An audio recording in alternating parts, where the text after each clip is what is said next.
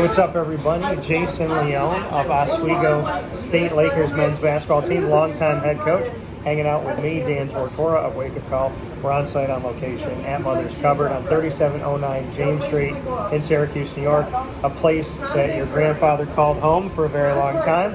They love you here, the Leone family, celebrity in town, and always happy to have Jason here on the broadcast from Mother's Cupboard. How are you? Doing great, Dan. Awesome to see you. It's been a while. Yeah, I know. It's been a minute, and we're having this conversation right before you get ready to tip off the season against Hobart on November 11th. So a nice ushering into the season. It's a great time of year, and I can honestly tell you that it doesn't feel like basketball season because it's super warm. It's 70 degrees in central New York right now. Well, let's be thankful for that, okay? I don't think it's actually funny you said that. I was thinking today on my drive over, this is the latest that I've worn shorts to practice, probably in my 16 years of being a head coach. Yeah, and I felt the same way. I'm like, yesterday I was going to put shorts on. Today I got shorts on. Probably going to be wearing them all weekend. I might have to stay warm at nighttime because it does cool down a little bit. But we're in the thick of things. We're in basketball season. I always love this time of year because you have put together such an incredible program with your staff. You've recruited very well. You constantly are not rebuilding but reloading, and I think it says a lot about the culture of the program. Thanks, Dan. You know, we've had a great run. As I keep telling you every year, I inherited something 12 years ago that was in a great place, and we just tried to keep things going as best we could, and here we are 12 years later, and looking forward to coaching an awesome group of guys this year. So this year, every season presents unique challenges, as you know, in sports, and this year our thing will be kind of managing probably as high an expectation as we've had on our program since I've been here. And you always talk about from the day that we met, you always gave credit to who was here before, and you just said again, I inherited a great program 12 years ago, but you built this up, and Sweet 16 has become a normalcy, making the NCAA tournament's been a normalcy, and vying for the SUNYAC has been as well. So you said this year, maybe more than ever, managing the expectations. How do you feel the team has done, and how have you done with managing higher expectations? Well, we've tried a couple different strategies so far. We've actually been really upfront with the guys and have talked about different pitfalls that can happen.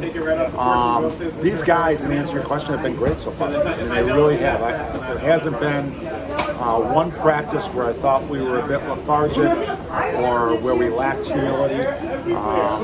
And we just finished two scrimmages against the opposition last weekend. Both of those were really good for the first times out. We're a little banged up right now, so that's a little troubling. But these guys, there's something special about this team in terms of their day-to-day approach that I really enjoy. What is it? What is the special? What are they doing day-to-day? I don't know if it's anything earth-shattering, Dan. I just think I watch them come in.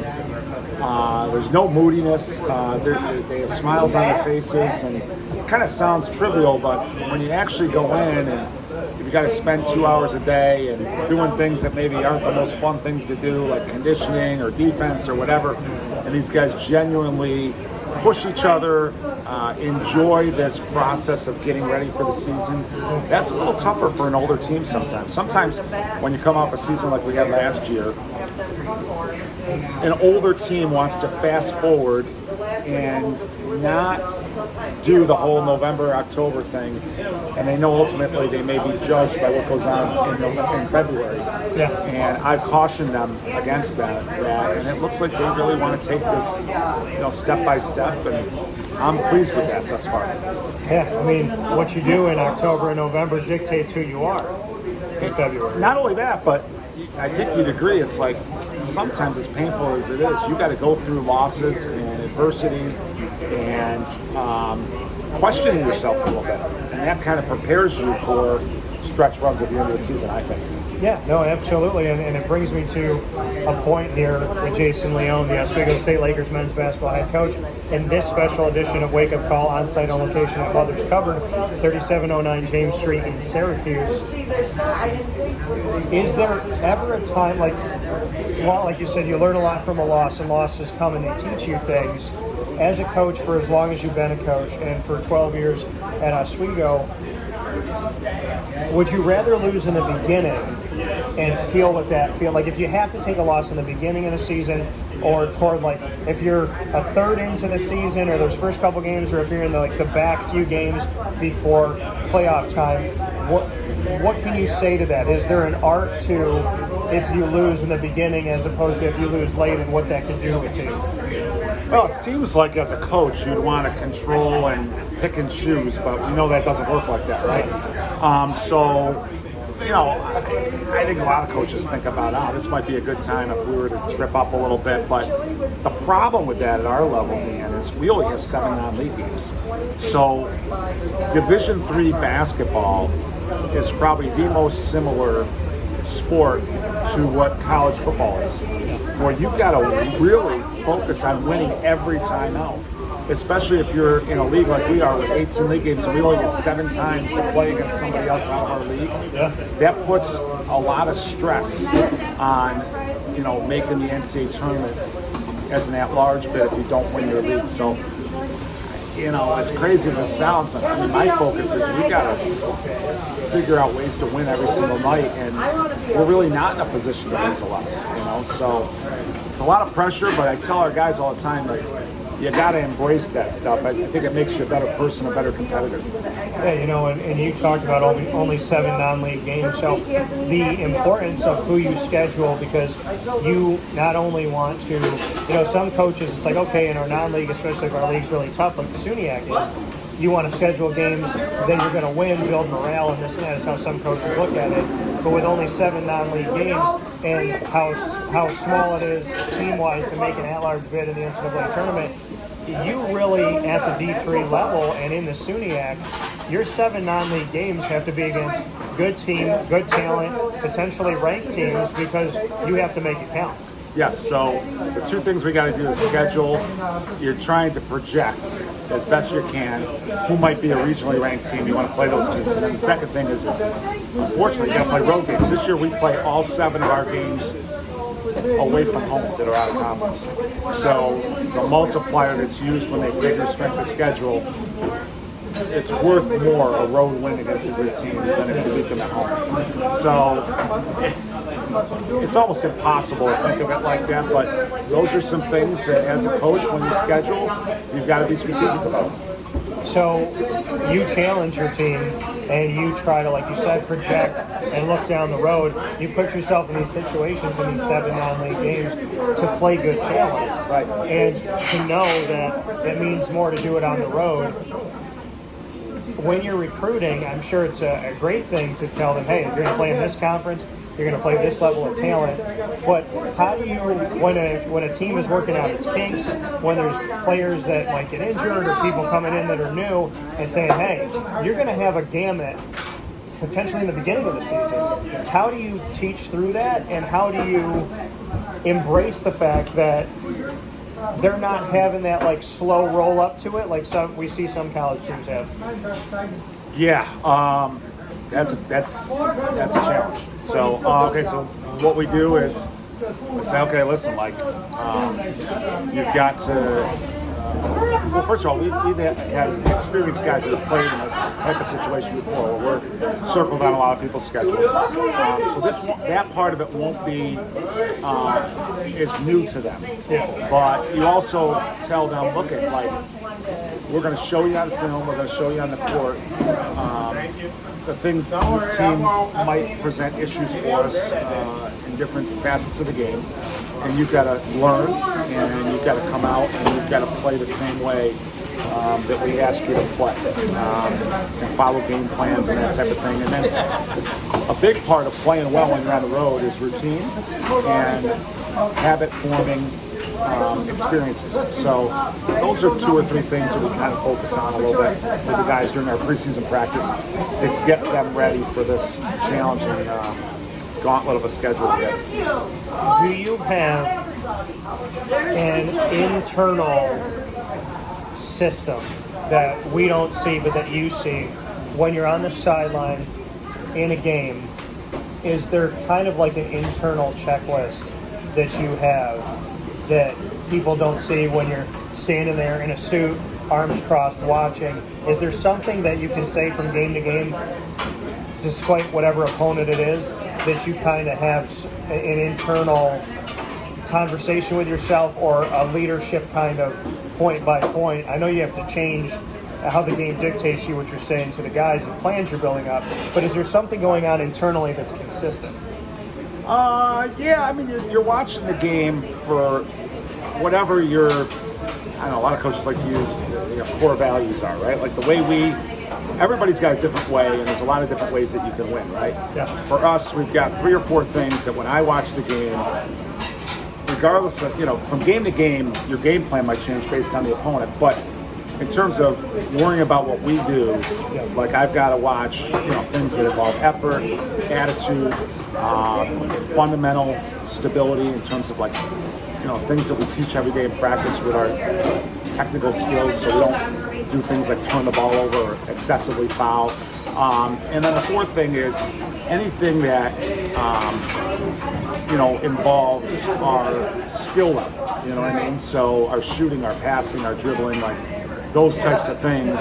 I know that when we do those 4 things, we've got a really good chance to win.